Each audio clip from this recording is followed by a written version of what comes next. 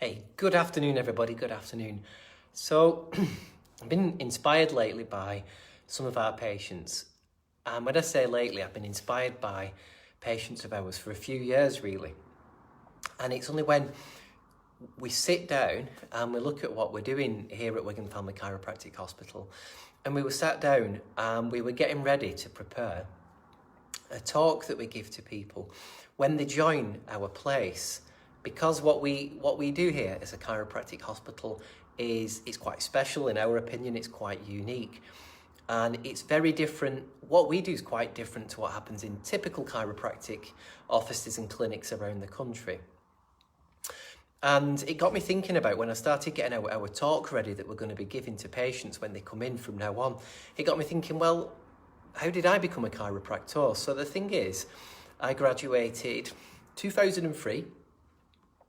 So I've been here for 18 years now. And when I graduated, I'd worked very, very hard. I'd been at university for 5 years and I was very devoted, very dedicated. And I thought that when I got out into practice, it was all about, you could help people with back pain, because I'd seen that. You could help people with disc injuries.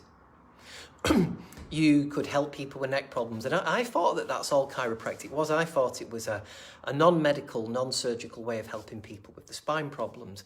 And to be fair, it does do that.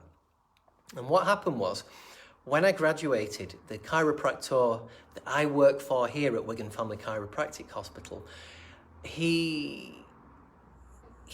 I worked with him back in 2003, going into 2004.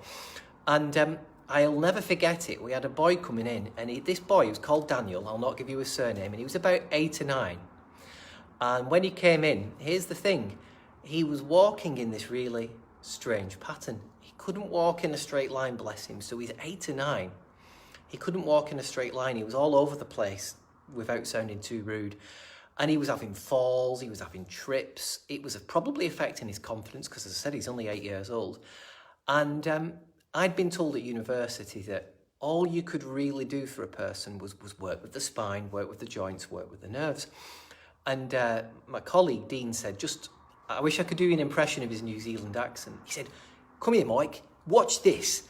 And he did an adjustment with this little boy's neck. And I'll never forget it because the little boy looked round and then he said, "Here, just, bend down and touch your toes." Bad impression, I told you. And this little boy had gone from falling over, trying to put his shoes on, to he bent down, he touched his toes, and immediately his ability to walk in a straight line was massively better.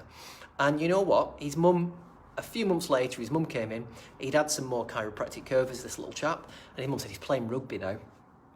So that got me realising that when you go to a chiropractor, there's a lot more that a patient can gain from it than just pain relief. Because this little boy, he had no pain, he had no stiffness. And as I said, my colleague Dean worked with his neck, and straight away he could touch his toes and walk in a straight line. And I thought, that looks miraculous. That looks good. I thought, that's what I went to university for. That's why I wanted to be a chiropractor, because I'd heard that you could help people have all these miraculous things happen. So again, I'm embarrassed to admit that was 18 years ago. And then the second patient that really switched me on to what we're really doing, and there's a few of them, was a lady came in called Joan. And I'll never forget it because she'd been coming here longer than I had. And when I last saw her, she was in her 80s.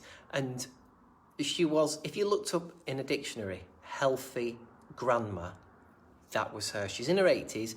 She's fully with it. She's very bright. She used to go to the gym, I think, 3 or 4 or 5 times a week. Very active. And what happened was she went from being somebody who came in on a checkup kind of chiropractic basis, coming in once a month to get her spine and her nervous system worked with. She went from that to coming in, we'd not seen her for a while, and she looked like an old lady who was losing her health and losing her vitality. And she said, "Well, I've come in, Mike, because I've got this neck and arm pain." She had all this pain going down her arm. And I said, "Oh, right, John." She came in to see us, and she said, "I've been told that I need a heart valve replacement. I've got a severely damaged valve in my heart and it needs replacing, and I can't exercise, I can't work out."